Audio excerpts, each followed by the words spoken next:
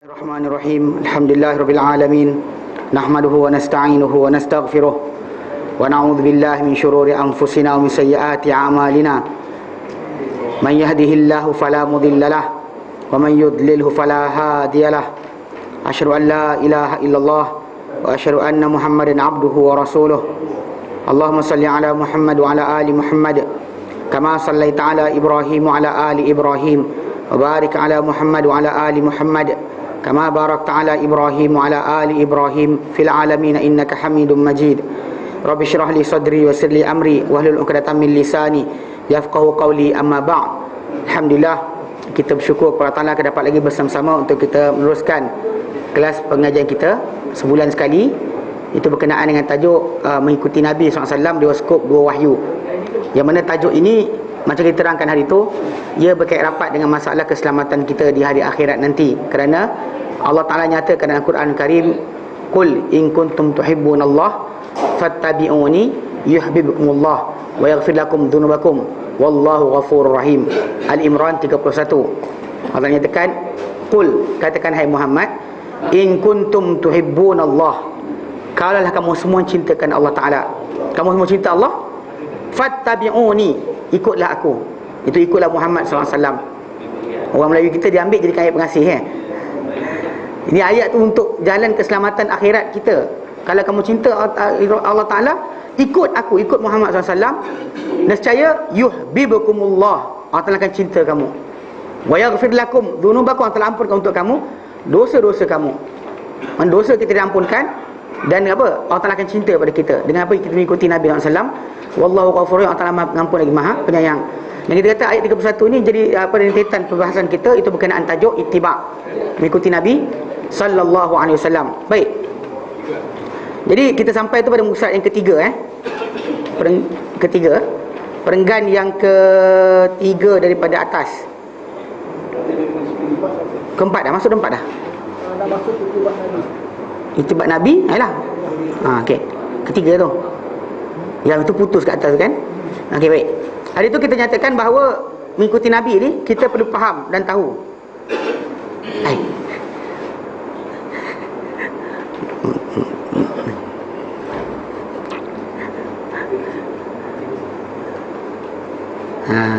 Okey. Dah, okey. Baik. Kita kata ittiba' ni adalah meneladani, mencontohi Nabi SAW dalam kepercayaan, kata-kata, perbuatan dan juga peninggalan Nabi SAW. Kita mana apa Nabi percaya, kita percaya. Apa Nabi kata, kita ikut. Apa Nabi buat, kita contohi. Okay, dan kita habiskan benda tersebut. Dan kita nak ambil sekarang ni apa yang Nabi tinggalkan. Okay, baik. Ittiba' dalam peninggalan, maksudnya kita tinggal apa yang Nabi tinggalkan. Dengan meninggalkan apa yang baginda tinggalkan, mengikut sifat dan bentuk yang Nabi tinggalkan, dengan sebab baginda tinggalkan ia. Ia adalah batasan yang sama pada ittiba' dan perbuatan. Ni bab ini kita kata yang banyak orang dia kadang-kadang dia kata, Nabi tak larang, apa salah kita buat? Sedangkan Nabi tinggalkan benda berkenaan adalah tanda kita jangan buat. Sebab Nabi SAW ni diutuskan untuk menjadi contoh kita. Kalau anda kata Nabi SAW punya contoh masih tak baik, maksudnya Nabi punya contoh bagus, tapi ada tambahan lain, dan masalah lah. Sebab kenapa kita kata limitkan batasan berkenaan amal ibadat kita ataupun perlakuan kita dan kepercayaan kita dan sebagainya pada apa Nabi tinggalkan. Nabi tinggalkan, kita tinggalkan. Contoh baru ni ada satu benda,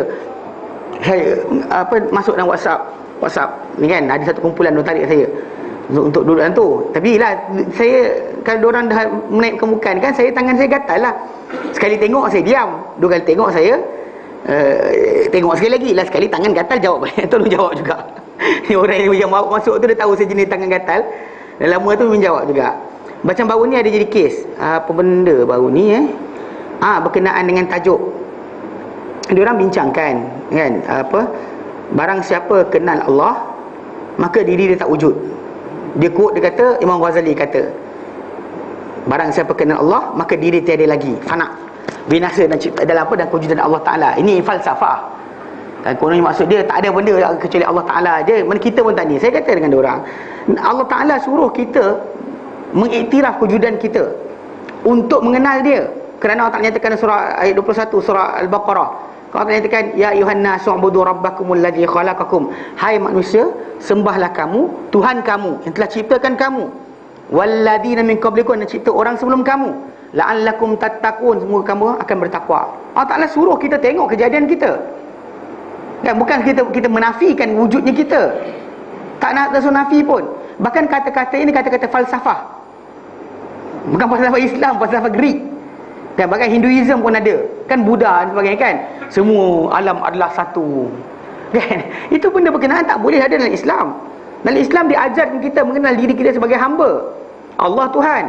Mana apa benda Nabi sabdakan patuh. Bukannya kita datang kita kata tak kira baik ke jahat sama sahaja. Mana boleh. Mana datang idea tadi. Jadi saya tegur lah, saya kata kata-kata maksudnya makin belajar agama, makin mengenal Allah Ta'ala, patutnya kita makin ikut Rasul. Bukan kita main suka cakap, suka hati ikut falsafah. Betul, saya letakkanlah daripada kata-kata macam tu, siapa kenal Allah maka diri dia tak wujud lagi. Saya kata baik kata la ilaha illallah wahdahu la syarikalah, tiada Tuhan melainkan Allah, hanya dia dan sekutu baginya, lahul mulk walahul hamd wa huwa ala kulli syai'in qadir, milik dia lah kerajaan, milik dia lah untuknya segala pujian, dan dia di atas segala sesuatu maha berkuasa. Saya kata lebih lafazkan ini. Mana kita duduk diam ramai baik kata la ilaha illallah, berulang kita la ilaha illallah. Okay, saya type macam tu. Lepas tu kawan ni pun ni dia kata dia kata dia lawan pula. Dia kata apa? Itu terjemahannya. Apa pengertiannya? La ilaha illallah tu, tiada Tuhan melainkan Allah. Itu terjemahannya. Apa pengertiannya? Dalam maksud tu. Tapi dalam sesat. Saya terangkan. Bila dia cakap macam tu, saya pun tak saya sebut. Dalam hadis Nabi SAW, kalimah la ilaha illallah ini nilai dia besar. Dan bahkan kita kata sini, contoh kisah bapa saudara Nabi SAW, Abu Talib. Ketika mana dia nak mati, Nabi duduk sebelah dia. Nabi kata apa? Kan Abu Talib, Nabi di sebelah kanan, sebelah sini pembesar Quraisy. Nabi duk kata pada bapa saudara dia, ya ammi, wahai bapa saudaraku, qul la ilaha illallah. Sebut je la ilaha illallah.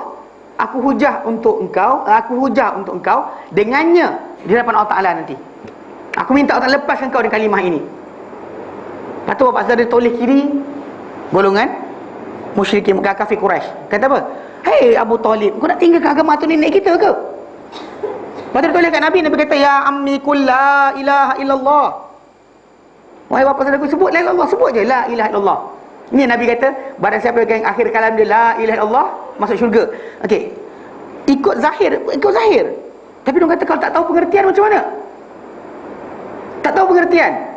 Nabi tak ada pun cakap pada bapa saudara dia kena pakcik tak sebut la ilaha illallah ni dengan pengertian maksud lafaz syarat dan sebagainya. Tak ada pun. Yang pak saudara dah mati dah. Toleh kanan, cakap la ilaha illallah. Toleh kiri, tu kau nak mati ikut agama lain daripada atuk nenek kita ke? Akhirnya Abu Talib berkata, aku di atas agama atuk nenekku. Habis. Seal off, tak ada dah. Tapi Nabi tawarkan dia satu kalimah tu je, lafazkan. Nabi akan hujah untuk dia. Tak besar tak besar makna kalimah ni tadi. Bila kisah Usama bin Zaid kan dia bunuh seorang lelaki yang berkata la ilaha illallah dalam peperangan. Kisah dia, orang tersebut pun bukannya baik sangat ikut daripada keseluruhan kisah. Dia perang, dia musyrikin, mana golongan kafir, lawan dengan orang Islam. Lepas tu kemudian dia bunuh orang ni, bunuh orang tu, bunuh orang ni. Usama kejar dia sampai Usama kejar dia tak ada tempat lari.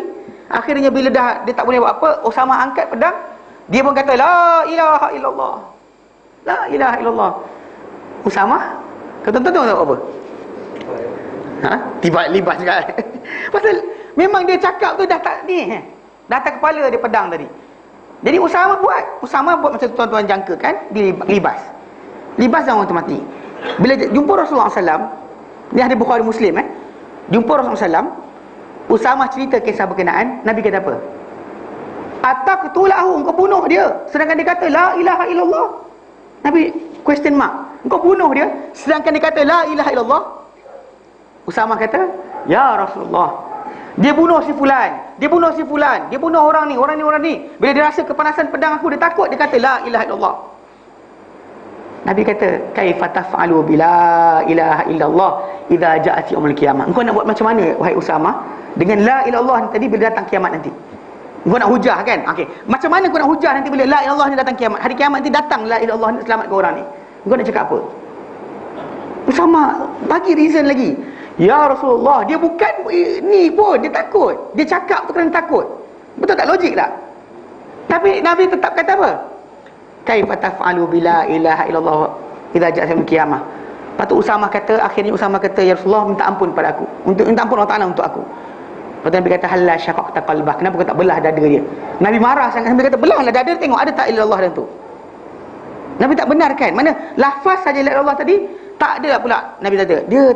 Dia lafazkan tu dengan makna syarat manik apa sekali kan. Ada tak? Apa rukun-rukun la ilaha illallah tu dia amalkan tak? Ketika lafazkan tadi. Nabi tak akan cakap macam tu pun. Dilafazkan Usama bunuh, Nabi marah. Betul tak? Ini yang kita kata dalam hadis berkenaan. Nabi taklah kata macam Usama pula tak bagi pula pada Rasulullah SAW. Ya Rasulullah, dilafazkan la ilaha illallah tadi tanpa rukun, tanpa syarat, tanpa etikot, tanpa bla bla bla sebagainya. Nabi tak terima. Usama pun tak sibuk pula terangkan benda tu. Usama tunjukkan zahir saja. Dia kata lelaki ni cakap la ilaha illallah kerana apa? Kerana takut pedang aku. Memang itu zahir kisah berkenaan. Tapi macam mana? Sekarang Nabi tak benarkan. Walaupun idea kita kata okey, tapi Nabi kata apa? La ilaha illallah tu tak nilai dia besar. Walaupun orang tak faham maksud sekalipun. Tak tahu pengertian. Walau tak tahu pengertian. Sebab kenapa Nabi SAW kata pada bapa saudara dia, tanpa kata, wahai bapa saudaraku, dan Allah ni syarat dia rukun dia, tak ada. Ditawarkan kalimah itu saja. Dan ketika mana Usama bin Zaid tadi, lelaki berkenaan kata la ilaha illallah, Nabi marah Usama kenapa bunuh. Sedangkan walaupun logik nampak ya, tapi Nabi tak terima. Nabi berulang kata pada dia, macam mana kau nak buat pada hari kiamat bila la ilaha illallah datang nanti. Dan akhirnya Nabi kata, kenapa kau tak belah dada dia, tengok ada tak iman dalam hati dia. Nabi macam tu dia marah. Sampai Usama bin Zaid kata apa? Aku tak pernah impikan baru saja masuk Islam kalau boleh, melainkan hari berkenaan kalau boleh. Sebab orang-orang yang masuk Islam, baru masuk Islam, segala dosa sebelum ni terhapus. Al-Islam yahdi ma qablah.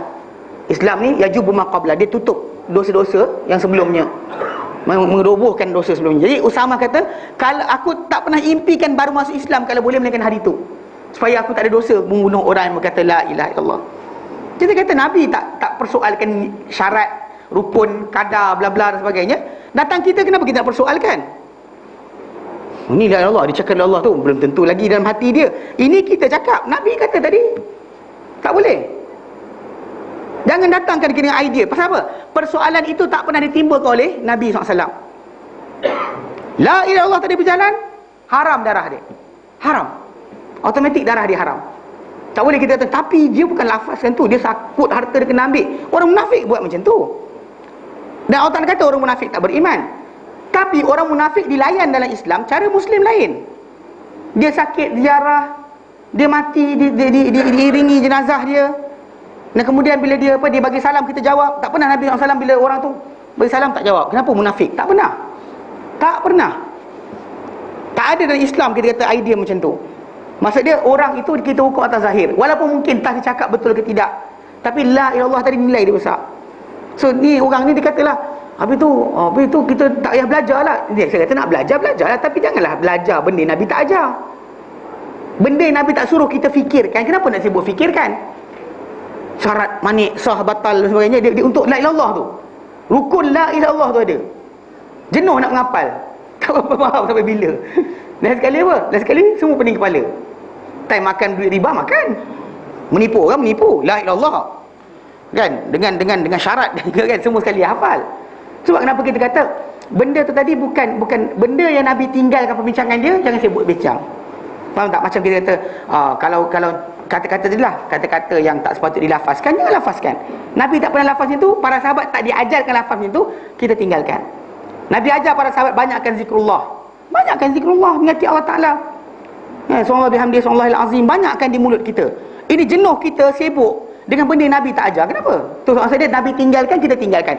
Nabi tak bahaskan, tak payah bahaskan. Pasal perbahasan benda berkenaan menyebabkan kita apa? Rugi. Waktu rugi, masa rugi, pening kepala pula. Pening kepala pula berkenaan kewujudan ini, berkenaan sekian. Tadi dia buat lagi. Ada seorang, dia bagi soalan. Soalan dia berbunyi, apakah makhluk Allah Ta'ala yang tidak seperti yang baru? Apakah makhluk ciptaan Allah Ta'ala yang tak ada macam benda-benda baharu? Itulah masalah dia. Saya kata dengan dia, kau dah ciptaan Allah Ta'ala, baharulah semua. Dia cerita macam ni, pasal golongan ni kononnya kenal Tuhan over sangat. Ini over kenal ni, over kenal. Kononnya makrifat gila-gila, makrifat sungguh-sungguh. Dia kononnya nak bincangkan zat Allah Ta'ala pada semua benda. Maksud dia, contoh macam roh kan, tak tua, tak muda. Tapi bila entah roh pergi salam kat dia, roh tu tak tua, tak muda, tak sekian. Apa sal? Kan siapa kita sibuk masuk campur dalam benda urusan Allah Ta'ala? Allah Ta'ala tak buka benda berkenaan, jangan masuk.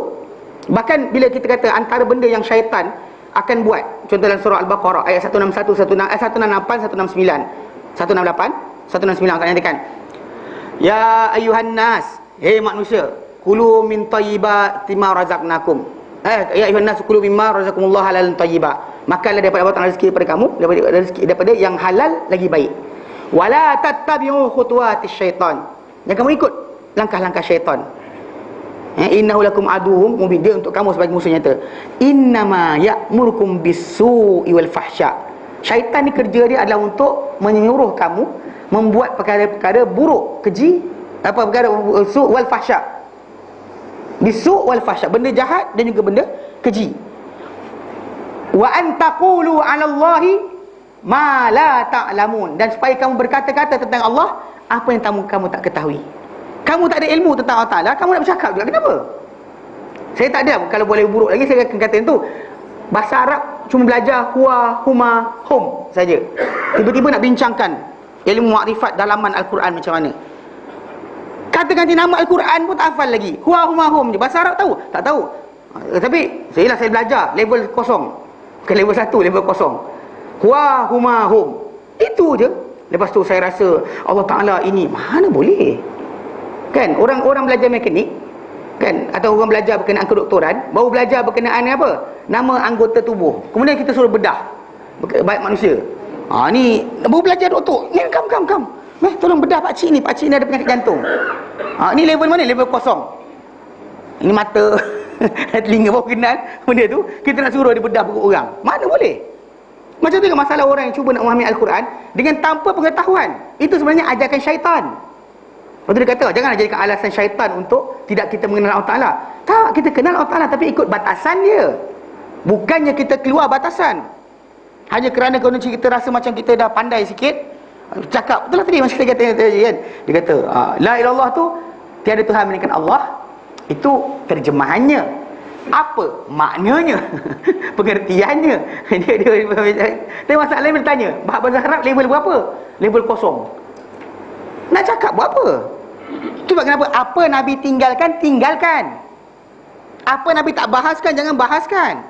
Perbuatan itu adalah perbuatan yang mensisiakan. Jadi kita tinggal apa Nabi tinggalkan. Kerana Nabi tinggalkan. Bukan sebab kita kata tapi Nabi, para sahabat tak tahu, kita pandai sikit. Hai. Kalau para sahabat tak belajar untuk bincang, dia jangan bincang lah. Faham tak? Ada benda yang kita diberikan ilmu untuk kita bincang-bincang. Ada benda tak ada ilmu untuk kita, maka diam. Itu hak kita. Macam ustaz kan, belajar tinggi-tinggi ke Yaman ke mana sekali, pergi IJN, dia masuk bilik bedah tu. Doktor, salah bedah tu, dia kena kanan sikit. Kalau berdasar firman Allah Ta'ala dalam Quran, dalam surah Al-Alaq, doktor pun nak bedah kanan ke kiri. Doktor ustaz dah kacau ni. Boleh buat campur? Tak boleh kan? Tapi kenapa dalam bab agama semua nak bercakap? Bab kedoktoran, yang bercakap hanyalah orang yang belajar kedoktoran, betul? Dan bahkan kedoktoran tadi tu kalau kita ambil daripada UK, Britain kan, UK United Kingdom, Ireland, Jepun kan, Jerman, hebatlah, mechanical Jerman, engineering, Amerika Syarikat, pembedahan dan sebagainya, India pun okey lagi, pasal dia mayat banyak, nak bedah-bedah mudah kan, betul? Kalau saya kata engineering Sana'a Yaman, gaji, tuan-tuan ada syarikat nak gaji kan tak? Belajar juga, benda tu ada dalam kelas. Engineering, kemudian elektronik atau robotik dan sebagainya, Sudan. Boleh? Ambil? Dia orang buka pengajian tu. Ada budak kita dulu, dia tahu tak dia ambil apa? Dia ambil pengajian bahasa Inggeris. Dekat mana? Dekat Yaman. Ada kata gelak. Kenapa gelak? Kan? Pengajian tu ada. Tapi level Arab lah. Budak tadi best student. Best student. Kalau tanya soalan kadang-kadang dia salah benda jumpa saya juga. Tapi best student. Dalam universiti tu dia best student. Sebab apa? Sebab orang Arab tak pandai bahasa Inggeris. Betul? Terima Mana saya sebut pengajian, saya sebut negara, tuan-tuan boleh reject. Okey. Okey. Pengajian engineering, pengajian kimia, industrial, mekanik apa, industrial chemical engineering. Mana? Daripada Syria. Okey, gaji. Itu salah. Okey. Kalau saya kata Jerman, okey. Saya terbalikkan sekarang. Pengajian Quran dan Sunnah, Ireland. Terima. Masalah sekali iktiraf. Pengajian berkenaan dengan syariah, bukan syarikat. Jadi penasihat agama pula. Pelik tu. Faham tak? Sumber Islam itu bahasa Arab. Anda cari luar dia bahasa Arab, aku jadi pening kepala tu. Kejap halal, kejap haram, kejap haram, halam, kan? Semua sekali keluar. Kan? Kejap boleh, kata boleh. Ini masalah dia. Ini kita kata kena jaga bab ni. Bab ini kita kata benda bukan bidang kita, jangan bercakap. Ustaz tak boleh bercakap dalam bahagian enjin motor dan sebagainya kan. Ustaz tu kata, saya rasa piston tu kurang 35 darjah. Yang mekanik tu kata, aku sepak juga ustaz ni kan. Masa faham tak? Tak boleh. Tapi bila orang yang tak ada belajar asas bahasa Arab bercakap tentang agama, kenal Tuhan pula, kita boleh duduk pula, ni tuan guru ni hebat ni, semua tahu makrifatullah kan, al-arif billah. Bahasa Arab huwa huma hum. Logik tak? Ni bab ni jangan jaga. Bila orang tu kita kata ambil guru, kalau anda kata, kita kata perangai baik, akhlak baik, yes, kita boleh ambil benda orang tu punya panduan. Kenal Tuhan tidak. Pasal benda limited kepada dalil, bukannya berdasar pada mana. Kalau anda kata untuk masalah kita kata akhlak yang baik, mungkin dia tak belajar Islam tinggi pun, tapi akhlak dia baik, bapak dia ajar jangan mencuri, jangan sekian, dan dia jenis attitude yang baik Allah Ta'ala jadikan. Manusia ni ada perangai-perangai dia ikut macam mana dia sebut dalam hadis Nabi SAW dan Sunan Tirmizi. Allah Ta'ala jadikan Adam daripada segenggaman tanah, dia ambil dari seluruh bumi ini. Maka daripada atas kadar tanah tadilah datangnya anak Adam, merah, hitam, putih, kelabu dan sebagainya. Dan daripada tanah tu punya kadar jugalah ada anak Adam ni senang kita nak cakap dan sebagainya. Ada yang payah, tak dengar cakap. Kan tanah macam tanah kan, ada cucuk letak benih je tumbuh. Ada tanah tu letak baja, letak air, tak keluar pokok. Okey, itu manusia. Jadi kadar tanah tadi. So ada manusia ni mudah, dia baik. Memang kita boleh ambil pengajaran daripada macam ni. Tapi untuk masalah kenal Allah Ta'ala, tak boleh. Pasal tu Allah Ta'ala utuskan Nabi untuk mengajarkan kita mengenal Allah Ta'ala dengan wahyu. Jika tidak, semua orang mengaku arif billah. Dekat India pun ada arif billah, dekat Thailand ada arif billah, semua arif billah. Yang ini cara menyelam dalam air, yang ini cara masuk dalam gua, yang ini cara, macam-macam cara ada. Itu sebab kita kata limitkan. Pasal perlukan pada dalil. Dalil itu perlu. Pasal Nabi datang, tidak disia-siakan kedatangan Nabi, melainkan untuk menjadi panduan. Sebab bila Nabi tak bincang, jangan bincang. Tak tambah pahala pun, tak bertambah takwa. Bukan ada orang sibuk tu sibuk bincang kan. Dia kata, contoh macam dia kata apa? Kita perlu tahu kesedapan solat. Kalau solat ni, banyak anak muda kita tinggalkan solat sebab apa? Sebab tak dapat rasai kemanisan solat, tak faham pengertian solat. Saya kata balik, anak muda kita tinggal solat sebab bapak tak ajar.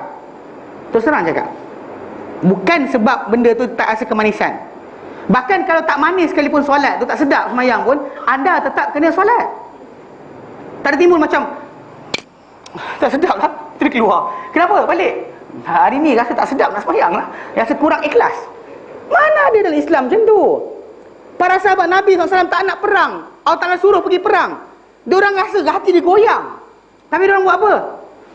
Sami'na wa ata'na. Allah Ta'ala kata, ya kutiba alaikumul qital, Suratul Baqarah kan, juzuk kedua. Kutiba alaikumul qital, difardukan atas kamu berperang. Wa huwa kurhul lakum, sedangkan perang tadi tak disukai oleh kamu. Dia tak suka. Tapi Allah Ta'ala kata wa asa an takrahu syai'a, tapi bimbang kamu tak suka satu benda, wa huwa khairul lakum, dia baik untuk kamu. Wa asa an tuhibbu syai'a, bimbang kamu suka satu perkara, wa huwa syarrul lakum, benda itu buruk untuk kamu. Wallahu ya'lamu wa antum la ta'lamun, Allah Ta'ala tahu, kamu tak tahu. Para sahabat ketika arahan untuk pergi perang tadi, ada orang macam, ya Rasulullah, aku tak boleh keluar sekarang pasal kurang ikhlas. Tahu je orang tak nak pakai tudung kan? Kenapa tak pakai tudung? Kurang ikhlas. Dengar ayat tu, kurang ikhlas. Yang sampai kes macam semayang tadi kan, anak muda kita tinggal semayang sebab tak ada rasa kemanisan. Ada tajuk itu timbul ke? Tak pernah dibahas kalau para ulama tu. Kita kata Imam Syafi'i punyalah bijak, tak pernah terbincang tajuk ni, datang kita terbincang. Ini tu sebab kenapa tak tahu tu. Saya kata dengan dia diam.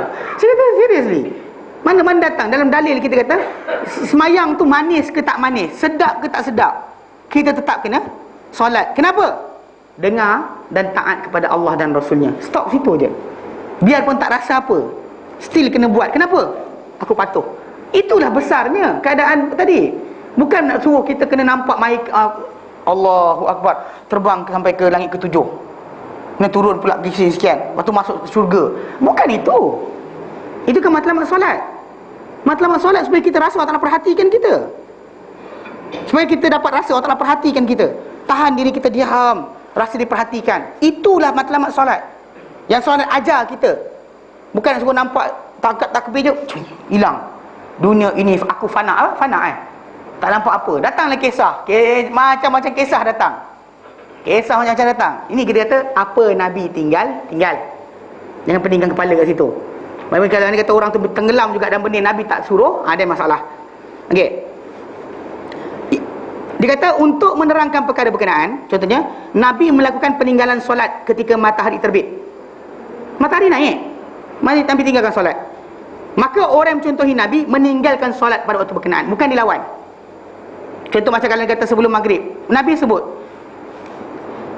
untuk solat sebelum maghrib dalam Sahih Bukhari, semayang sebelum maghrib, semayang sebelum maghrib bagi siapa yang nak. So buatlah, tapi 2 rakaat, jangan bantai 8, 10, 5 kan, 2 je.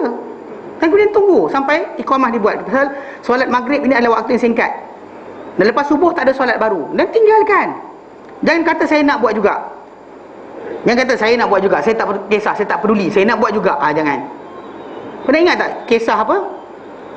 Monyet dengan kancil. Kan kancil tu kata jangan makan cili tu, dia nak buat juga. Tak boleh lah macam tu. Seorang manusia kena faham bahawa ada batasan, limit dekat situ. Bahawa kalau sekiranya Nabi dah tinggalkan, maksud dia itu bukanlah jalan untuk anda dapat cinta Allah Ta'ala. Habis. Jangan anda kata macam, yelah Nabi tak buat tapi tak boleh macam tu. Mana Nabi tinggalkan solat hingga matahari terbit tu, Nabi tinggal.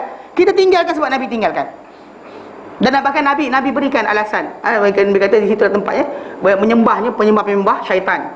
Kita kata, Nabi kata, maka orang yang mencontohi Nabi akan meninggalkan solat waktu berkenaan mengikut bentuk yang Nabi SAW tinggalkan, kerana Nabi tinggalkan. Bukan sebab ustaz kata, tapi Nabi tinggalkan, aku tinggalkan. Cakap yang tu. Itu cara kita, ittiba' dipanggil.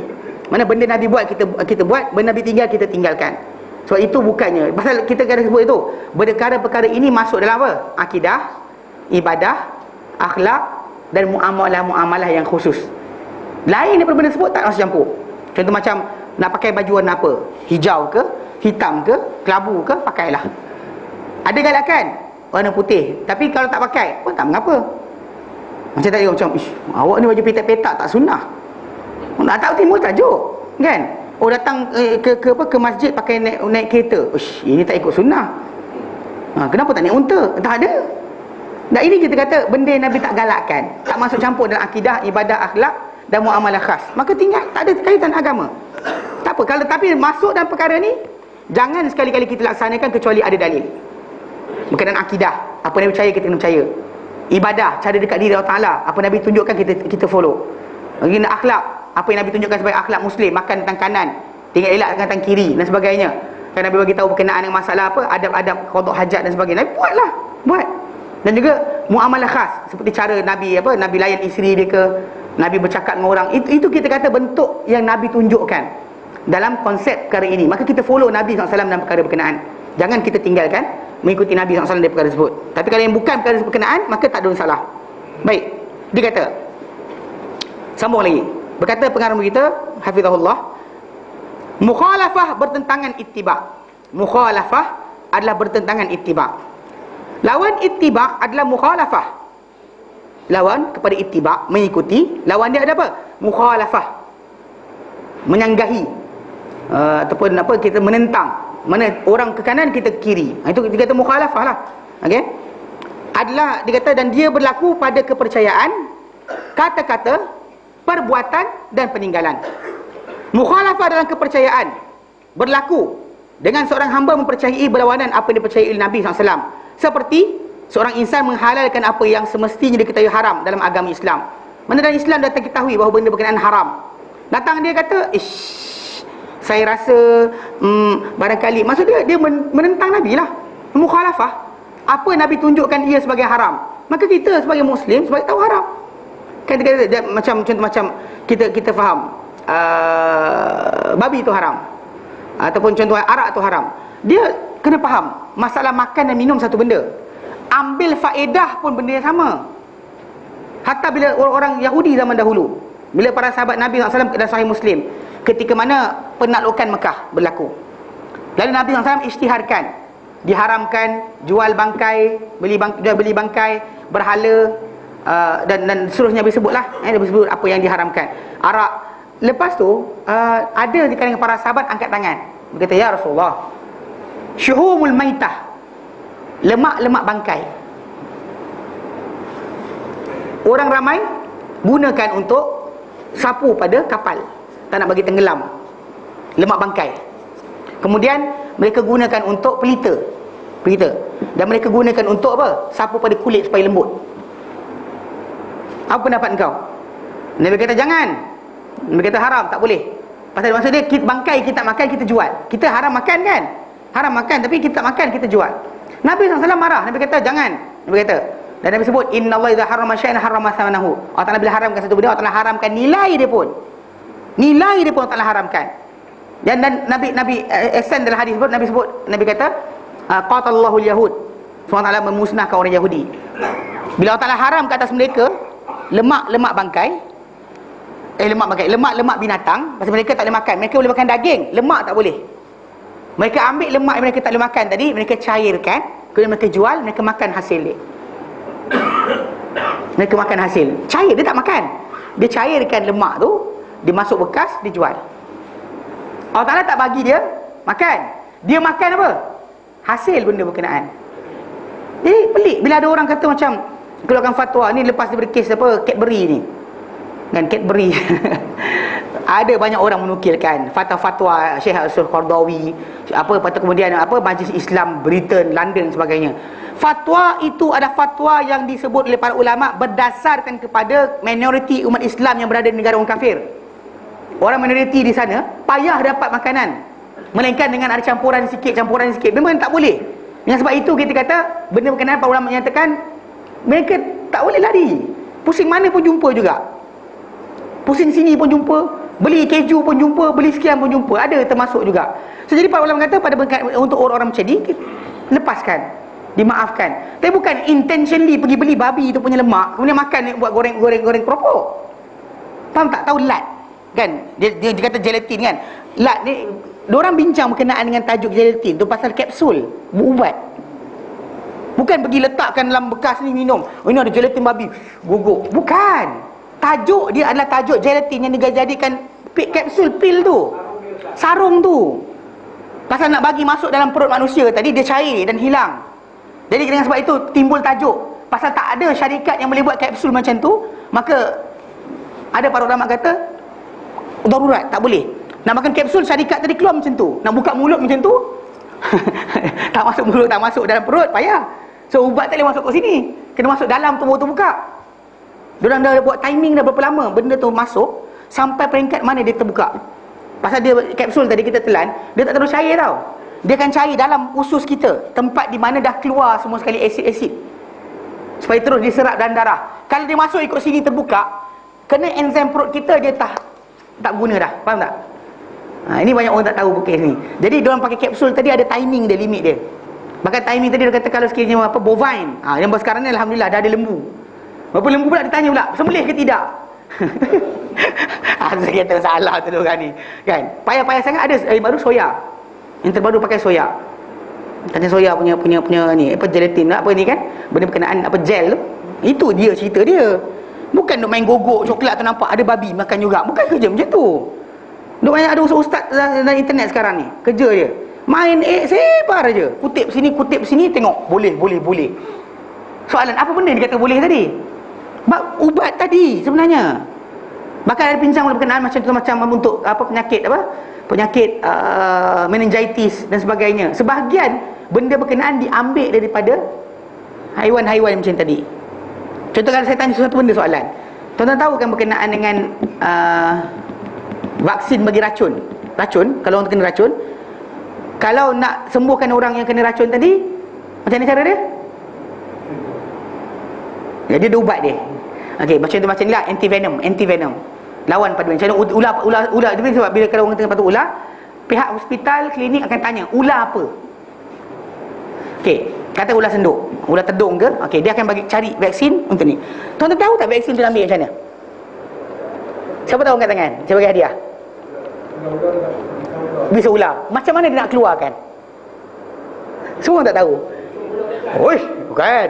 Cucuk mulut lepas tu, lepas dapat bisa tu buat apa? Gogok pula. Apa buat dengan bisa tu? Ni saya cerita. Tak tahu Tak tahu saya tutup. Saya tak bagi hadiah dah. Okey, saya tutup. Tak ada hadiah. Okey. Diorang ambil racun tadi, pergi bisa ular tadi, pergi dekat kuda, inject dekat kuda. Kuda tak mati. Kena bisa ular. Tapi lepas tu dia cucuk.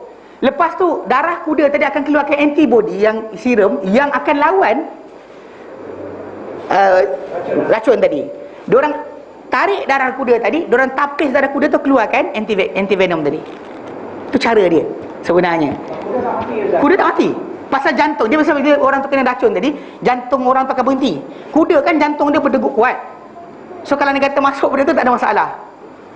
Itu cara dia. Jadi macam tadi kan, darah tadi dikeluarkan daripada ekstrak darah kuda tadi tanpa sembelih. Tanpa sembelih kuda tadi, diekstrak daripada tu anti-venom. Lepas inject, dia dalam 1 jam lebih ada kuda tu lawan. Itu kena tahu. Jadi dekat sini tajuk yang timbul masalah darurat yang dibincangkan berkenaan dengan darah binatang, gelatin babi dan sebagainya. Bukan main semua saya tengok kecil-kecil beri babi boleh makan. Apa hal? Pelik saya. Kan kalau dah di sini tak makan coklat tu pun tak mati pun. Banyak lagi benda lain. Kuih tiaw pakcik ujung sana kan. Makanlah benda-benda yang halal banyak. Kan? Allah Ta'ala turunkan. Durian ada, makan durian. Sibuk sangat makan ke coklat tu apa? Lagi manis durian daripada coklat tu. Saya ada bau lagi, satu rumah bau. Kan? Actually tak ada timbul tajuk pun. Benda kita kata tinggalkan benda Nabi tinggalkan. Kalau Nabi kata haramkan satu benda, disepakati. Jangan try masuk. Jangan cuba nak masuk. Kononnya macam ada pendapat kata boleh. Contoh macam ambil apa kulit babi kerana nak pakai. Dia kata kerana babi ni haram makan je. Baik macam tu haram makan, haram jual mana ada? Jual lah sekali. Orang kata boleh bulu ni untuk pakai sekian, kulit ni untuk sekian. Sahabat Nabi SAW zaman mereka penggunaan kulit lebih eksesif, lebih dahsyat. Tak pernah seorang pun dengan mereka yang pakai kulit babi. Sahabat Nabi tak pakai kulit babi. Yang gatal yang pakai kulit babi kenapa? Sahabat Nabi warak bukan setakat kulit babi, kulit binatang buas diorang tak pakai. Tahu kulit binatang buas? Macam harimau. Orang Parsi, orang Rom, pelana kuda tu daripada kulit harimau, jalan dengan megah masuk dalam pasar dan sebagainya. Orang tengok, duduk atas harimau. Kan, lapik dengan harimau punya kulit. Kan, macam raja-raja kan pakai sarung harimau. Orang Afrika pakai macam tu. Para sahabat Nabi tinggalkan semua benda macam tu. Warak mereka tidak ambil kulit binatang buas untuk jadikan pakaian atau alat-alat dan bekas dan sebagainya. Datang kita sibuk kulit babi boleh pakai. Amboi, kata. Ini kita kata masalah bila para ulama dia nyatakan memang disebut babi itu daging, sebut babi. Tapi bukan maksud dia tulang tak apa. Dan itu tulang buat tasbih. Payah sangat kan? Tulang kulit apa tu babi? Tak, kita kat Malaysia ni ada kumpulan baru ni. Saya dengar cerita Azhari cerita kumpulan yang kata kerana babi tu haram makan saja, tulang tu dijadikan sebagai kalung. Sebab dia kata siapa pakai tulang babi payah kena santau. Ini wujud ni. Makhluk tu kalau saya tunjuk, saya tunjuk tuan-tuan sekalian, tahu tak? Saya kenal orang tu. Pelik tak peliknya manusia zaman sekarang ni. Bijak bistari, bijak sungguh kan. Zaman macam tu sekali. Benda dah ittifaq haram tinggal. Yang separuh tu kata apa? Wine.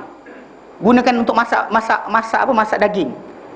Kemudian dia kata oleh kerana dah evaporate, dah keluar alkohol, dah hilang terbang, maka boleh makan asal tak mabuk. La ilaha illallah wa la syarikalah. Zaman Nabi dahulu ni, ada seorang budak, hadis Hasan, ada seorang budak ditinggalkan oleh bapa dia segeluk arak. Segeluk arak. Minyak wangi bukan? Kejap. Minyak wangi tunggu, saya terangkan depan ni. Jangan masuk banyak wangi. Dia ustaz ceramah depan, yang ceramah belakang. Kan nak kena nanti. Okey, kena. Dia kata, ditinggalkan oleh keluarga bapa dia, tinggalkan segeluk arak. Budak ni anak yatim, tak ada harta lain. Jadi para sahabat jumpa Rasulullah. Dia kata, ya Rasulullah, budak ni anak yatim ni, dia kata, bapa dia tinggalkan segeluk arak, tak ada harta lain. Boleh tak kami tukarkan jadi cuka? Tukar jadi cuka. Cuka halal. Memang konsep cuka tu, tuan-tuan makan cuka, bukan cuka buatan. Cuka buatan tu asid buatan, chemical. Cuka asli, cuka macam cuka apple, cuka tamar, cuka anggur, cuka kelapa dan sebagainya. Yang mana cuka tu tadi memang lintas daripada jus buah-buahan, arak, cuka. Dia ujung sekali. Tahu tak? Ujung sekali, akhir dia cuka. Okey, cuka tadi, para sahabat kata, Rasulullah, boleh tak kami tukarkan ni arak ni jadi cuka, kami jual, kami ambil duit tadi bagi budak ni. Nabi kata jangan. Nabi kata tumpahkan. Nabi suruh buang. Para ulama ambil daripada hadis ini haram, mengambil faedah daripada yang haram. Hatta dah tukar pun tak boleh lagi. Datang kita, kalau disamak tak apa. Kulit babi samak dulu, buang lemak-lemak dia, tak bau busuk, okeylah boleh pakai. A'udzubillahi minasyaitanirrajim. Ya, ni macam ni arak ni. Tak mabuk tak apa. Sedangkan kita faham bahawa arak tadi bukan alasan mabuk. Arak itu haram sebab dia arak, tak kira mabuk ke tidak. Dia bukan masalah najis tu, para ulama bercanggah pendapat. Cuma empat mazhab kata najis. Ada yang kata najis adalah Rabi'atul Ra'yi, dari kalangan ni kan, ulama, guru pada Imam Malik. Kemudian Laith bin Sa'ad, seorang ulama yang Imam Syafi'i kata, Imam Syafi'i bukan Nabi. Ni ustaz yang pelik-pelik ni, Imam Ghazali Nabi jumpa pun pelik je. Siapa tahu ustaz pelik? Dia kata Nabi belajar Imam Ghazali, Nabi rasa menyesal tak jumpa Imam Ghazali. Ustaz apa benda tak pelik tu, budak tu. Kalau kat Yaman saya ada, saya stalik kepada dia. Serius. Okey, jadi dia kata Imam Syafi'i kata Laith bin Sa'ad. Laith bin Sa'ad dia ulama di antara ulama Mesir. Nabi Imam Syafi'i kata dia lebih faqih berbanding Imam Malik. Dan yang terakhir adalah Al-Muzani, anak murid Imam Syafi'i. Tiga ulama ni kata arak tidak najis. Arak haram minum, tapi bukan najis yang maknawi. Jadi macam kucing kan, dia tak boleh makan, tapi dia bukan najis. Dia jilat air kita minum pun, kita tak boleh buang, kita boleh minum lagi. Faham Dia haram makan, tapi dia tak najis. Faham Haram makan, dia tak najis. Jadi Imam Syafi'i rahimahullah kata yang tiga orang empat mazhab yang lain kata arak najis. Tiga orang di kalangan orang yang berkaitan dengan ulama-ulama empat mazhab tadi. Seorang tu Rabi'atul Ra'yi, guru pada Imam Malik. Seorang ni Laith bin Sa'ad, yang Imam Syafi'i kata lebih faqih berbanding Imam Malik. Dan satu lagi anak murid Imam Syafi'i, Al-Muzani. Tiga mereka ni adalah orang-orang yang mengatakan arak itu tidak najis. Itu tajuk lain.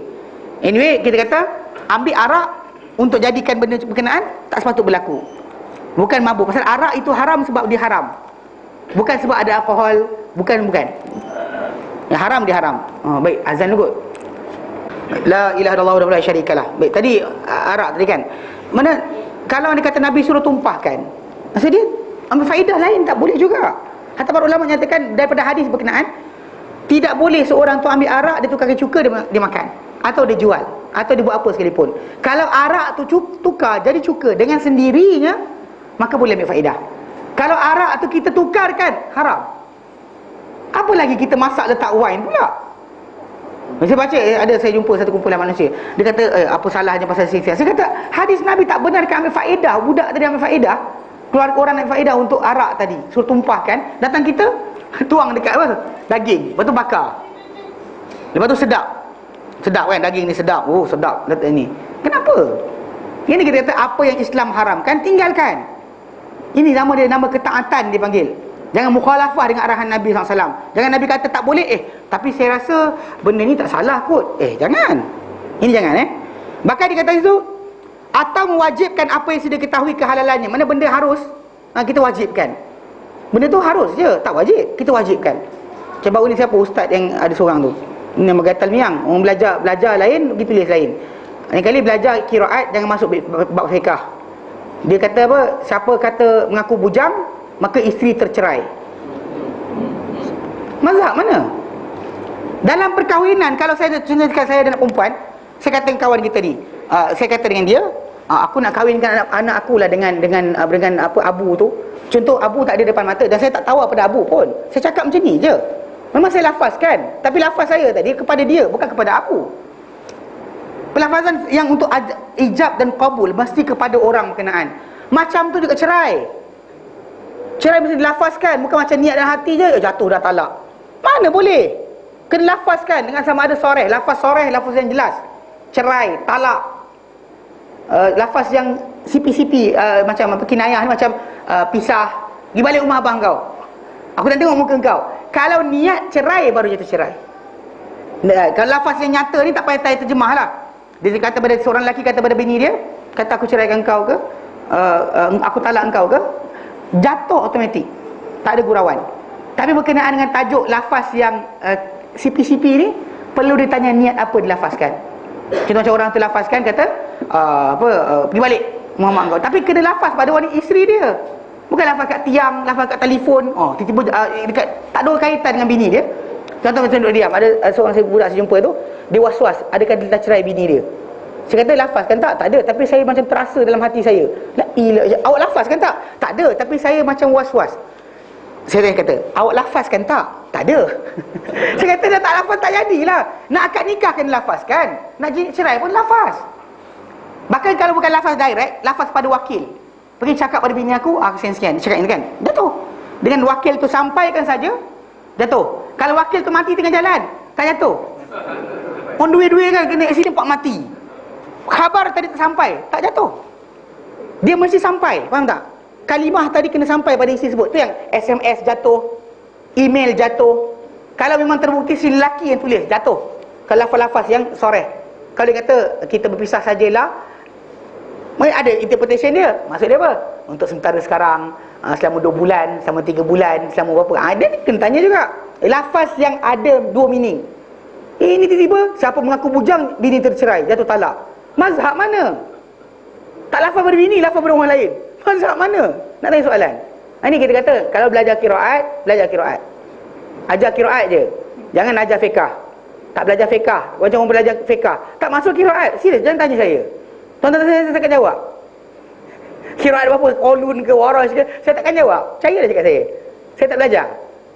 Takkan saya cakap. Tapi oleh kerana dalam masyarakat kita, orang belajar qiraat tak ramai, ustaz belajar qiraat dia terpaksa cakap lebih lah. Ini kita kata jangan buat. Dalam bidang agama pun setiap orang limited kepada bidang masing-masing. Datang kita yang tak belajar bahasa Arab pun cakap juga masalah tu. Ini kita kena jaga balik. Jadi apa Nabi tinggalkan. Dan dia kata apa? Juga misalnya dia kata, ataupun dia kata atau pengharaman. Diwajibkan benda yang haram. Haram tapi diwajibkan. Tak boleh juga. Dalam agama Islam. Juga misalnya seseorang hamba mengada-adakan agama Allah Ta'ala apa yang bukan daripadanya, pun sama juga. Ini mukhalafah dipanggil. Pasal Nabi SAW menyatakan, man ahdatha fi amrina hadha ma laysa minhu fawarad. Barang siapa mengadakan pada urusan kami ini apa bukan daripada, maka dia tertolak. Nabi terus terang dan Sahih Muslim datang lafaz ini. Tapi sering orang kata, yelah tapi mungkin maksud dia kan, ini nama dia degil. Tanya sahabat buat tak? Tak. Tapi saya rasa apa baik apa salahnya. Ini kita kata benda yang kita perhatikan balik. Dan juga misalnya seorang tu mempercayai bahawa orang berlawan dengan syariat Allah. Orang tak semayang, minum arak, berjudi, berzina sebagainya. Tapi dia kata orang-orang ni, dan apa dibawa oleh Nabi, dia orang tu bertentangan dengan syariat Allah. Dan apa Nabi bawa, lawan apa Nabi tunjukkan. Tiba-tiba orang tu sangka apa? Itu wali-wali Allah. Cakap macam tu Syekh, orang tu wali Allah mana yang tak tahu. Dan tak dia gila tapi dia wali Allah. Dalam para sahabat tak seorang pun gila. Perasan tak? Tuan-tuan perasan dalam masyarakat kita ni ada idea boleh jadi orang tu wali, mana kita tahu. Mana kita tahu dan question pula. Zaman para sahabat Nabi tak pernah salah seorang sahabat pun jadi gila sebab berzikir. Bagi nama, saya nak dengar. Kadang orang kata, oh ini mana tahu ustaz, kita Nabi ada sebut zikir 80 tahun sehingga kau dikatakan gila. Soalan, bagi nama sahabat Nabi yang gila sebab berzikir. Pernah ada orang tanya? Tak pernah tanya tak? Oh, itu mana tahu wali Allah kan hak Allah Ta'ala pilih siapa dia nak. Dan Allah Ta'ala pilih pada lingkungan hamba-hamba bertakwa. Tu Allah Ta'ala sebut dalam Quran, surah Yunus ayat 62, 63, 62, 63 surah Yunus. Allah Ta'ala nyatakan, ala, ketahuilah, inna awliya Allah, sungguh wali-wali Allah ni, la khaufun alaihim, tiada ketakutan ke atas mereka, wala hum yahzanun, mereka tak akan bersedih. Soalan, siapakah wali Allah ni? Allah Ta'ala jawab, tak habis lagi ayat tu, alladzina amanu wa kanu yattaqun, mereka adalah orang yang beriman dan mereka bertakwa. Itulah orang yang dikatakan wali Allah. Surah Yunus ayat 62, 63. Ingat. Ni nanti kadang-kadang kita duk baca ni kan, ustaz ni baca ayat apa ni tuan-tuan? 62, 63 surah Yunus. Allah Ta'ala clarify, wali dia, orang yang dia bawah lindungan dia, orang yang dia sayang adalah allazina amanu wa kanu yattaqun, orang-orang yang beriman dan mereka berkeadaan dalam bertakwa. Itulah dia kekasih Allah Ta'ala. Ni cari wali, ada orang wali kat Keramat tu minum kasbek lu. Anak murid datang buat 3 tin, tok guru pun gogok, habis gogok 3 tin. Kita dalam agama kena ikhlas bla bla bla bla, semayang tidak. Ni wali Allah. Percaya macam ni adalah mukhalafah, bertentangan kepercayaan yang Nabi ajar kepada kita. Pasal Al-Quran ajarkan, Nabi ajarkan, orang yang jadi kasih Allah Ta'ala ni adalah orang yang waras, bukan gila. Kita tengok orang gila, mana tahu entah lagi. Yang pelik itu ada sekali siapa? Bila apa yang kapal sing mati kan. Ada orang tu kata, bila ada orang kata kafir, dia mati kafir, masuk neraka. Itulah ayat yang keluar dari mulut orang kan. Ada orang kata, jangan cakap macam tu, mana tahu ujung-ujung akhir dia bertaubat. A'udzubillah minasyaitanirrajim. Baiknya hati kan. Kita ada limitation kita. Allah Ta'ala kata terima, kita terima. Allah Ta'ala tolak, kita tolak. Faham tak? Jangan pandai-pandai. Sampai dia kata kita kena berakhlak baik supaya keluarga dia lihat keikhlasan umat Islam. Tuan-tuan, Islam bukan agama menunjuk, bukan agama riak. Tahu riak? Menunjuk-nunjuk supaya orang tengok. Mazhab mana? Saya cakap mazhab mana ni sebenarnya ada kes. Saya ngajar dekat apa, Siti Budi. Budak-budak tu bercakap, seorang tu bercakap, dia pusing belakang. Dek, dia kata, awak mazhab apa? Ya, orang tu menghadap ke depan kan, dia menghadap belakang. Mazhab apa? Satu dewan gelap. Dia cili pusing belakang kan. Dia kata, fahaman mana? Maksud dia, fahaman mana? Yang menyebabkan kita ni boleh untuk bertentangan dengan apa yang Nabi arahkan. Dan dia kata apa? Mukhalafah pada kata-kata berlaku dengan meninggalkan mencontohi apa yang dikehendaki kata-kata tersebut dan ditunjukkan yang berupa kewajipan dan tegahan. Mana maksud dia? Apa kata-kata Nabi lafazkan, kita buat di opposite apa yang Nabi maksudkan. Sama ada benda tersebut Nabi suruh kita buat atau larang kita buat, kita bukan ikut, kita lawan. Nabi kata, itu yang berlaku kes nanti kita akan baca nanti. Ada hadis-hadis yang datang. Macam ada contoh macam Imam Malik rahimahullah, bila dia lihat seorang lelaki, budak lelaki jumpa dia kata, wahai imam, kata, dari manakah patut seorang tu berihram? Dia Imam Malik kata berihram daripada tempat Nabi berihram. Kan? Nabi berihram mana? Di Zul Hulaifah. Ihram situ. Di Abyar Ali. Lepas tu lelaki dia kata apa? Aku tak nak. Aku nak ihram dari tepi kubur, di Masjid Nabi. Nak pakai dari situ. Itu Imam Malik kata, jangan buat. Aku bimbang kata kau fitnah. Ada ujian nanti Allah nak beri pada kau, bala. Lepas tu lelaki ni kata apa? Wahai imam, ya Aba Abdullah, hanya beberapa jarak je, berapa batu je aku ke depan kan. Fitnah apakah yang besar sangat, yang teruk sangat aku tak boleh buat? Kan berapa batu je. Nabi ihram dari sini, dia nak ihram dari sini, bukan sebab masalah dia, tak sengaja nak buat benda berkenaan, kerana dia rasakan agak rasa best duduk sini. Imam Malik kata apa? Fitnah apakah yang lebih besar? Apakah fitnah lebih besar berbanding engkau merasakan engkau sampai pada satu kebaikan yang Nabi terlupa? Nabi lupa, engkau sampai. Nabi tak tahu, engkau sampai. Tak ada fitnah lebih besar berbanding itu. Bila manusia tu rasakan apa ibadat dia buat setara dengan apa yang Nabi ajarkan, mana boleh. Dan ini kita kata mukhalafah. Nabi ajar A, dia buat B. Mukhalafah. Nabi kata jangan, dia buat juga. Kenapa kan? Atas rasa apa? Ini kita akan baca contoh-contoh yang banyak berkenaan perkara ni Dan dia kata mukhalafah pada perbuatan berlaku dengan menyimpang daripada menyerupai sedangkan ia adalah wajib. Contoh macam benda tu wajib, Nabi suruh kita buat di opposite dan kita menyalahi bentuk yang Nabi tunjukkan. Mukhalafah pada peninggalan berlaku dengan melakukan apa yang ditinggalkan walaupun ia adalah haram. Tak dibenarkan buat tapi buat juga. Nabi kata jangan bina atas kubur, buat juga. Nabi kata jangan sapu kapur dekat kubur, kan? Nabi larang. Jelas-jelas hadis Nabi. Tapi pelik ada orang langgar juga. Kat Malaysia ni tak nampak. Kalau tuan pergi Hadramaut, oh dahsyat. Semua kubur tu ada kubah. Ada kubah. Di alasan dia makruh je. Makruh je, bukannya haram. Kalau tanah sendiri, kalau tanah awam tu ialah kita robohkan. Kalau tanah sendiri tak apa kot. Kan? Kalau Nabi dia kata jangan, dan Nabi tunjukkan tanam para sahabat tanpa buat kubah, datang kawan ni buat macam-macam. Cuma lampu lilap je tak ada. Kalau dia pergi, siapa tuan-tuan pernah pergi apa kubur apa? Anita Mui. Penyanyi Hong Kong tu. Kubur dia dekat Memorial Park, kata dekat Nilai ke ada, kan? Tahu kubur dia siapa jejak kaki dia pergi kubur dia ada suara nyanyi. Siapa ada suara lagi. Dia ada suara kubur tu dengar Anita Mui menyanyi. Ni cerita betul ni, bukan tipu. Dia ditanam di Malaysia. Oh, di Malaysia. Tanam Malaysia. Di Nilai. Tanam di Malaysia. Pergi dekat kubur dia tu ada nyanyi. Inilah kita kata, sekali buat tak berhenti dah. Sebab kenapa jangan buat, tinggalkan. Kan? Dia menyanyi kan. Kalau hantu dia nyanyi, Allah Alam lah. Tapi cerita gitu. Daripada Hong Kong tanam di. Confirm. Anda tamu tanam Malaysia. Nak pergi ziarah ke? Okey. Dengar. Jadi maksud dia Nabi tinggalkanlah. Nabi sekat. Kita buat juga. Kenapa? Nabi kata la tattakhidhu qabri aida. Yang kamu ambil kubur aku sebagai hari perayaan untuk sambutan. Nabi kata qatalallahu al-yahud.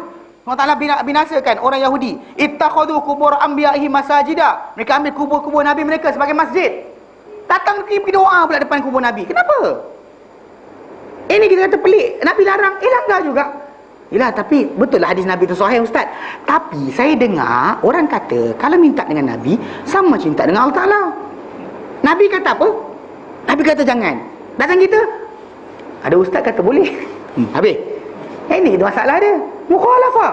Nabi larang, tinggalkan. Bahkan menyamai dengan perbuatan jahiliah. Buat juga. Pelik dia kata tu, nak buat juga. Dan dia kata tidak berlaku mukhalafah dalam meninggalkan atau yang mandub. Benda-benda yang dia digalakkan saja tak apa. Tinggalkan. Contoh macam Nabi tinggalkan, contoh macam katakanlah Nabi biasa kemas rumah, tolong isteri. Okey, tuan-tuan tinggalkan, tak ikut. Saya tak kata tentang mukhalafah. Dia jangan bimbang macam bila kita matilah Ustaz cerita Nabi tolong isteri dekat rumah, kita pinggan tahu tak pernah tolong isteri, sejak kahwin dulu tak pernah tolong basuh pinggan. Orang sini lah tempat lain, sini bagus. Okey, acik-acik belakang sengih je. Kalau benda-benda galakkan, tuan-tuan tinggalkan, tidaklah sampai peringkat mukhalafah dipanggil.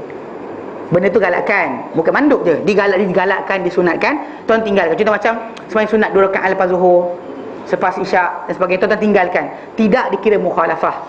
Ini benda galakkan, bukannya benda wajib. Adapun benda wajib tadi Nabi haram, Nabi janjikan dengan siksaan kubur ke, Nabi janjikan dengan laknat Allah Taala ke dan sebagainya, itu maksud dia haram. Tinggalkan. Yang ini tak ada. Dengan tajuk ni Nabi tolong isteri dia kan sebagainya, buat baik pada keluarga dia. The best person kita nak buat baik adalah keluarga kita sendiri.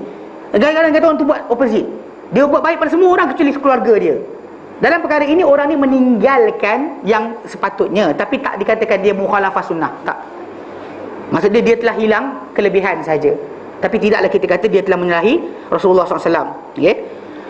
Dia kata yang dikata yang mukhalafah ni dalam meninggalkan mandub atau melakukan yang makruh saja. Bahkan tidak berlaku melainkan pada meninggalkan yang wajib dan melakukan yang haram. Itu berkata mukhalafah.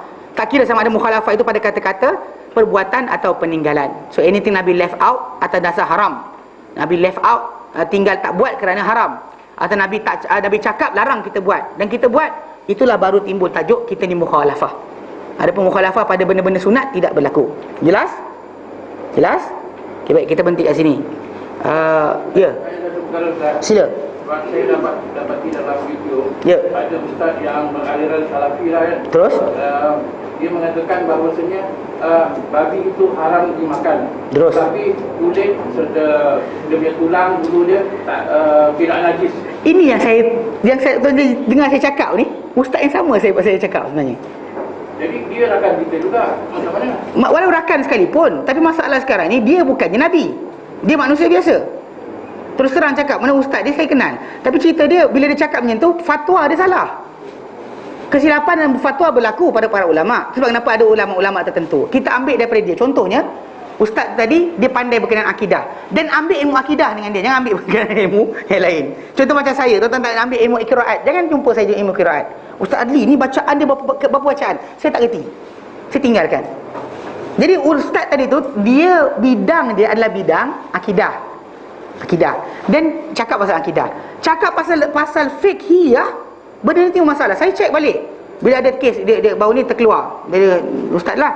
Okey, dia kata apa? Dia kata kalau sekiranya orang tu dalam saf, ni asal orang tanya saya soalan. Dalam saf terkentut dan dia saf kat depan, maka tak payah keluar, tayamum je kat situ. Bahkan belakang badan kawan boleh tepuk. Kemudian tayamum terus mayang. Saya ingatkan benda ni Syekh Albani punya pendapat. Rupanya bukan. Syekh Albani dalam gesek dia, orang tanya berkenaan masalah bila kita datang masjid, saf dah penuh, kita nak semayang, nak kena tarik tak makmum seorang? Ada orang kata tarik kan? Syekh Albani kata kenapa nak tarik? Kita disuruh taati perintah Allah dan Rasulnya sedaya upaya kita. Bila tak ada dah ruang nak masuk, dah semayang je kat belakang, tak ada masalah. Intentionally semayang berseorangan di belakang saf, ya, salah. Tapi kalau dah saf dah penuh, tak boleh kita tarik orang berkenaan. Untuk apa? Untuk kita suruh temankan kita semayang. Dan Imam Syekh Albani kata, siapa-siapa kiaskan perkara ini, maksud dia macam orang tadi keluar tarik kan, pasal orang kentut terbatal wuduk, Imam Syekh Albani kata wajib dia keluar daripada saf. Syekh Albani kata wajib keluar daripada saf untuk wuduk balik, datang balik semula. Jadi meninggalkan kosong saf tadi tak ada timbul tajuk. Syekh Albani kata memang tak boleh. Saya tengok oleh geset perbualan geset dia kan, dia kata wajib tinggalkan saf. Pasal ada orang kata tak apa tarik kawan tu, sebab apa? Kalau orang kentut tinggalkan saf lompong tak apa. Macam tu kita tarik seorang untuk semayang temankan kita, tak apa. Dia kata kan Allah Taala kata, bila Nabi kata biza amartukum bisyai'in, aku perintahkan kamu satu perkara, buatlah sedaya upaya kamu. Apa sedaya upaya kita? Ada ruang masuk. Tak ada ruang masuk, mayang je lah. Ya Allah, ini je aku mampu. Allahu Akbar. Dah. Bukan sengaja, intentionally kita semayang seorang-seorang di belakang saf. Memang Nabi larang. Nabi kata la yusalliyanna ahadakum khalfas safi munfarida. Jangan seorang kamu ni semayang di belakang saf secara berseorangan. Bahkan ada para ulama menyatakan batal semayang. Tapi balik tadi, Syekh Albani sendiri kata kalau orang tu batal, wajib keluar. Saya ingatkan benda tadi, pendapat yang kata tayamum dekat situ juga supaya apa, jangan lompong saf tadi. Saya ingatkan benda tu pendapat Syekh Albani. Pasal ustaz yang abang sebut ni, dia banyak pakai Syekh Albani punya fake. Tapi bila cek balik, ini kena jaga bab ni. Sebab kenapa dalam tajuk ni, kawan kita, sahabat kita, tapi benda salah, kita kata salah. Salah. Pasal benda tadi bukan. Kalau intifak dengan apa, dengan benda yang haram tadi kan, macam bulu babi dan sebagainya. Betul, kalau dia kata boleh tu, boleh jual lah. Boleh pakai, boleh jual. Jadi kita extend benda berkenaan. Sedangkan intifak yang lain tak boleh. Saya ternak babi, saya tak makan daging dia, saya jual bulu dia je. Mana boleh macam tu? There's no such thing in Islam. Lepas tu kita kata kena warak. Warak tu maksud apa? Idea dan kepala kita ada. Tengok sahabat Nabi. Banyak di kalangan orang belajar hadis, tak belajar fiqh, tak tengok sahabat Nabi punya kedudukan. Banyak mereka ni keluarkan fatwa bertentangan. Sebab apa? Dia tengok hadis, dia lupa sahabat Nabi penterjemah hadis. Sahabat Nabi adalah penterjemah. Tu sebab Ibnu Qayyim Al-Jauziyah kata Islam itu adalah Quran, sunnah, kefahaman para sahabat. Quran, sunnah, kefahaman para sahabat. Pasal sampai kat sini, kita akan dapati ustaz ni keluar fatwa sendiri, yang ni salah cakap, yang ni sekian, semua sekali. Kalau bab Quran dan hadis, orang ahli bid'ah yang biasa pun, yang buat zikir lompat-lompat pun, dia baca hadis juga. Tapi bila balik pada adakah para sahabat buat, soalan tu akan batalkan. Sebab Ibnu Katsir kata, lau kana khairan, kalaulah benda tu baik, la sabaquna ilaih, pasti sahabat Nabi buat dulu. Pasal dia orang adalah orang paling kejar syurga, paling nak syurga Allah Ta'ala, paling faham tentang ajaran Nabi SAW. Daripada mereka tinggalkan, kita tinggalkan. Itu dia panggil warak. Warak ni bukan diam tak. Warak maksud dia kita berjaga-jaga berkenaan dengan benda yang boleh menjatuhkan kita dalam yang haram. Bahkan banyak lagi bulu lain boleh pakai. Bahkan kulit kambing lagi sedap pakai. Kulit kambing kan kita pakai untuk throttle glove bawa motor. Lembut. Kulit babi tak tahu je dia. Dia kasar sikit. Memang kulit babi orang kata keras. Saya ingat dulu saya pakai capal pergi ke Sudan. Budak yang capal tu koyak kan, tercabut tanggang gam. Budak Afrika yang tolong tukar kasut tu dia kata apa? Cucuk-cucuk keras. Ni kulit babi ke dia kata. Saya gelak. Dia kata apa? Dia kata kulit babi ke, dia keras gila ni dia kata. Pasal capal tu dia keramat kan. Elok buatan dia. Dia cucuk keras tu dia ingatkan babi. Saya kata bukan. Bukan kulit babi dia kata. Dia ingat kulit babi. Pasal bagi dia orang kulit babi ni keras. Dia hard untuk digunakan. Jadi secara tak langsung di situ kita panggil warak. Memang saya faham macam kita orang tu kawan kita, sahabat kita ke siapa-siapa kita kenal, dia tetap manusia. Boleh salah, boleh betul. Jadi dia punya ajaran kepada kita macam mana kita boleh pegang ke ataupun tidak? Bab berkenaan dengan fiqhiyah saya kata tinggalkan. Macam Syekh Albani rahimahullah, para ulama bincang tentang dia. Bab berkenaan dengan tasahih tadhaif hadis dia kita pakai. Tapi berkenaan dengan fiqh orang tinggal. Saya belajar dari Yaman kan. Memang bila fatwa Syekh Albani dan benda tertentu orang tinggalkan. Pasal bab berkenaan dengan fiqhiyah didahulukan. Hadis kita ikut. Pasal dia pakar hadis. Sebab kenapa para ulama dan yang ada dalam dunia Islam ni, Ibn Hajar Asqalani, orang tengok berkenaan hadis. Orang tak tanya dia berkenaan tafsir. Ibn Katsir orang tanya dia tafsir. Orang tak tanya berkenaan dengan fiqh. Faham tak? Setiap ulama tadi dia ada bidang masing-masing. Dia bukan semua benda dia kuasai. Bila semua nak kuasai ni, ni masalah dia. Semua nak kuasai ni kan tersalah. Benda bukan bidang kita. Jelas? Baik, kita berhenti kat sini. Wallahu a'lam. Wa sallallahu ala sayyidina Muhammad wa sallamul hamdulillah alamin. Subhanaka hamdika asyhadu an la ilaha illa anta astaghfiruka wa atubu ilaik. Assalamualaikum warahmatullahi taala wabarakatuh.